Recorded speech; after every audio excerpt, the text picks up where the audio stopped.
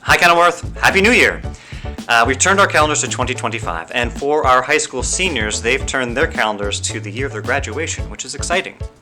So speaking of graduation, it's a good time to let all parents and guardians know that the state of New Jersey has changed its graduation requirements.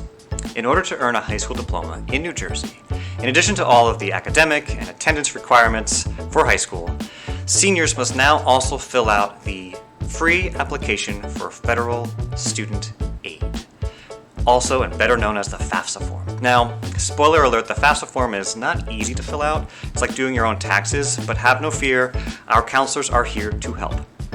Tonight and tomorrow night, that's January 7th and 8th at 6 p.m. in Brearley's Cafeteria, our school counselors, as well as a representative from HESA, the Higher Education Student Assistance Authority, will be here to help with a workshop for all grade 12 parents, where you'll be filling out the FAFSA form live and in person with support. So I encourage you to please attend. All grade 12 parents, that's tonight, January 7th and 8th, 6 p.m. Please bring a device, and if you don't have a device to bring, please, I encourage you to bring your child's school-issued laptop.